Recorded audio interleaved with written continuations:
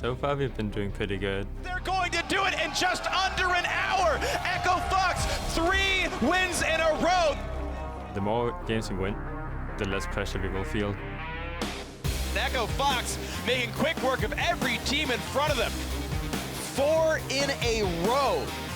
Echo Fox are now looking like one of these teams to threaten the top half of the standings.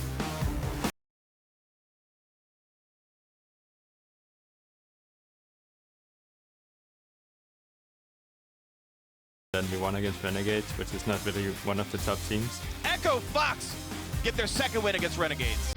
Now you just have to look to what's next, and that is, of course, TSM and Immortals. Right now, it doesn't really matter how good you are. All that matters right now is how well you play with your team. And if you know how to play well with your team, well, then you're gonna win some games.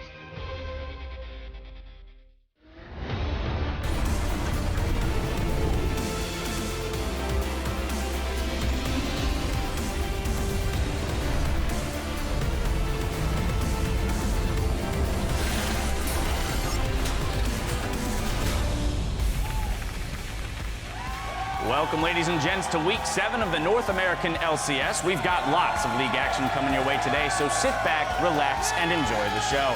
Now, we've got some fans from the Boys and Girls Club out in the audience today, and they are pumped to cheer on their favorite teams, and we're pumped to have them here with us. You're seeing Team Impulse arriving just a short time ago. They'll be looking to pull themselves up into a tie with Liquid, who you see here led by Piglet. Now, with just 3 weeks left in the regular season, every match is becoming increasingly important. Thank you for tuning in today. I'm James Dash Patterson, and joining me on the analyst desk this afternoon is my resident hair wrangler, Aiden's Irene Moon, and official LCS clown, David Freak Turley. What? You got a little. Oh, do I have a little something? Yeah. Okay. Yeah. I got it. Thank you. And nice fly. Thank you very much. And I don't need to be a clown, Dash. Okay, I'm a serious analyst. This is an important show for me. Okay. Wow. All right. Wow. Well, now I'm going to look for you to prove it today. Yeah, all right. okay. All right. Bring your A game, Freak. Actually, I'll give you a challenge here. Today is the 20th anniversary of the release of Pokemon, the original one. Mm-hmm. Join me in making as many puns in Pokemon as possible. No, this is a serious broadcast where we talk about sports and official things. You passed the test, Freak. You are now an official serious analyst. Well, congratulations. I'm going to do it, so... Freak, you're still going to do it? Yeah, free up your schedule. There it is. All right, number 1. We should put a counter up on the screen. Anyway, funny. Before we dive into our discussion, let's see how the teams are stacked up. In first place and still undefeated after 6 weeks of competition, it's Immortals. Counterlogic Gaming and Cloud9 are tied for second, while TSM has dropped down to 4th. Energy Esports has sole possession of 5th place, but hot on their heels are Liquid and Echo Fox, who are tied for 6th. Team Impulse and Dignitas are tied for 8th, with Renegades rounding out the league. All that could change today, though, after our matchups. Up first is Team Impulse and Liquid, followed by Echo Fox versus TSM. In our third game, Immortals will go up against Counterlogic Gaming. That's a big one. And to close out the day, we'll see if Energy Esports fight against Renegades before Cloud9 take on Team Dignitas. Finally, our match of the week will be hitting your screens tomorrow when Cloud9 goes head-to-head with Counterlogic Gaming. That battle for second should be an exciting one, to say the least. Now, with their win last week, Immortals have guaranteed themselves a playoff spot and are well on their way to earning that first-place seed. But the rest of the league is wide open, and we have a battle raging on both ends of the playoff spectrum. Let's start with that race for second place. C9, CLG, they're obviously occupying that spot as of right now, but TSM hot on their heels. Yeah, I think C9 is the team I want to bring up here because they have the easiest remaining schedule, and they've stepped up. Their schedule, they only play in their last 6 games one of the top 5 teams. Other 5 games are all the bottom 5 teams, 6 through 10. So their schedule, I expect them to get second place, especially with the way they've been trending. The whole team has been stepping up. Balls is returning to form, and Jensen is now this team-fighting god that we were hoping he would be when he first arrived. So this entire squad looks like they have the synergy down. I expect C9 to get this second place in that bye. Yeah, C9 rolling on full cylinders here is so scary. I think these guys are definitely a team that can challenge Immortals in the postseason here. You have maybe the best mid laner in NA in Jensen, almost definitely the best AD carry in Sneaky. You have the best shot caller the Western League has maybe ever seen in high, maybe league in total has ever seen in high. Like, this is a team that is ridiculously scary, and I want to see them keep going up. So then what about their opposition in CLG, their current contender for second place? I mean, CLG is a really interesting team to look at because you can start with negatives by being like, oh, he's not as good as Pobelter was last year or this year.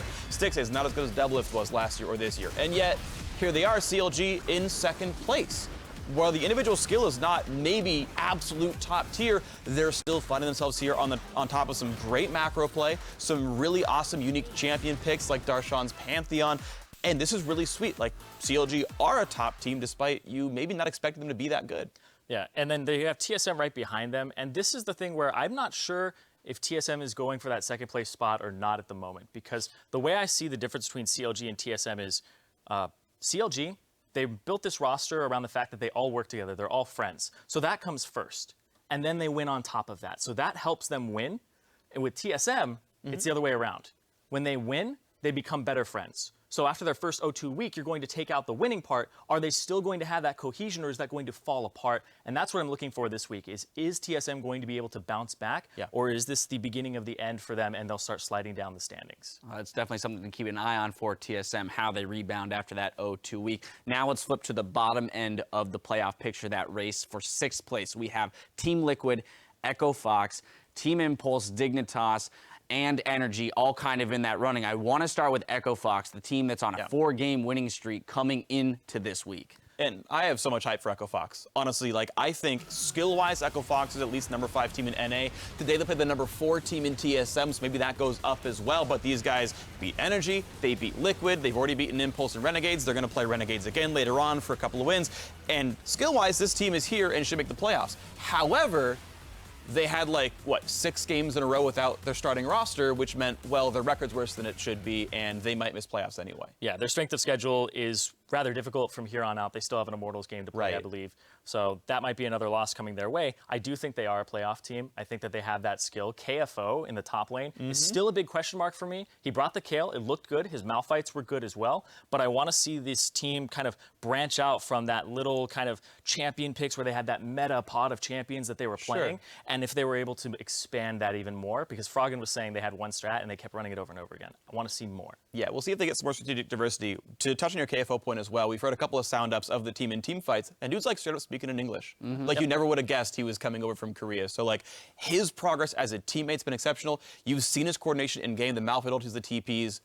Nothing but praise for KFO so far. And to be fair, the Kale performance was slightly tarnished by that early first blood in which still he lost lane. the vision in the tri-brush. And so it kind of started out on a bad note, still one lane, still ended up winning the game. So excited to see what LC might be able to pull out in the top lane. Meanwhile, let's talk about Energy. As you mentioned, Echo Fox is racing them for one of those top spots. They're already on a bit of a slide, and this week they're going to be playing with Laud as opposed to Altec, so losing one of their starting members, whereas Echo Fox has regained all of their starting members. Yeah, I think that this is a big thing here for Energy because they are starting to slide down the standings, and now Echo Fox is surging, possibly catching them. Team Liquid has been working with Weldon this week, this esports psychology mercenary. So Energy actually... He's everywhere. I know, he's everywhere for everyone. He's mercenary for hire, but of course, all mercenaries are for hire. So it's redundant. Anyway, Thank you. Anyway. Energy, they're sliding down the standings right now, and they have teams that are on their trail that are going to catch them. And having Laud come in last minute here to sub in, I know they don't have that much practice with him. I know that this is going to be a synergy issue, which they've already had intact synergy issues with this team.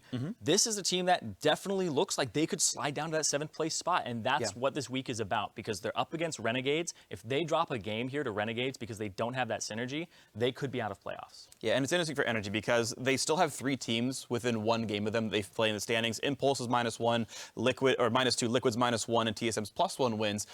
But depending on which Energy shows up, they could hop out. They've got a 1-game buffer over losing out on a playoff spot, but of course that can happen with 6 games to go. All right, well, as you mentioned, they've got a 2-game lead on Team Impulse. That's the last team I want to touch on because we've been all over the map when it comes to this team. We've had low expectations at the beginning of the season, then we saw them pick up some wins with their sub-roster when Seraph was in. We said, hey, maybe this team is a playoff team. Now they've got their main roster back. They've thrown a couple more losses onto the board. Where are we with this squad? I think that this squad, picking up 3 wins with Seraph, put them where they are in the standings, and I don't think they're a playoff team without Seraph. I think he brought a lot of shot calling to this squad that helped them even out both sides of the map. And with Feng in the top lane, they only have 1 victory and so many losses afterwards. They have 7 after that. Yeah, it's weird for Impulse. Like, they got to win over Team Dignitas with Feng.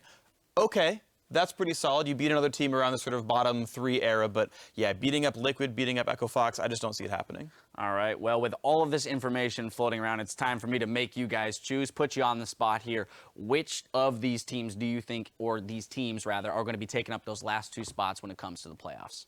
I'm saying Echo Fox and Team Liquid. Okay. I think Echo Fox are surging, Energy are going to start falling down, and then I think that also Team Liquid, they are not performing the way that they should be. I think that the esports psychologist Weldon is working with them, and he might be able to unlock them because attitude problems and that in-game kind of passive-aggressive stuff and mental blocks of not taking those plays is what was holding them back. So I want to see if they're unleashed this week. I want to see if they come out with aggressive plays because Team Liquid, I thought they were going to be in that top half of the standings, Right. and I still believe that based off of what I've seen from them outside of the LCS. Same page or different page? Slightly different page here. So Okay. I think Energy will stay in. That one-game buffer, they've got impact in GBM. This team is good. They're going to stay in.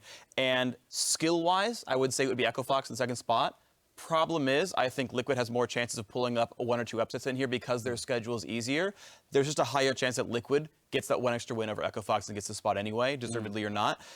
Maybe they improve and they do deserve it, but from what I've seen so far, I think it's Liquid because of schedule. I would have said Echo Fox based on skill, but they don't have the schedule for it. Yeah, that's unfortunate. They didn't have quite the time, but we'll see. Yep. There's never a shortage of opinions here on the desk. We want to extend the conversation to you guys at home. Let us know your thoughts with our social media question of the day. Which team will secure the last playoff spot and why? Tweet us at LOL Esports, and we'll read some of your responses later in the show. But of course, a playoff spot itself isn't the end of the line. Our teams are also fighting for a chance at glory, championship points, and the title of 2016 NALCS Spring Champion. All that action will take place on April 16th and 17th at the Mandalay Bay Event Center in Las Vegas. Tickets are available now at lolesports.com, so go check it out. But now it's time to get started with the game 1, so we're going to send it over to the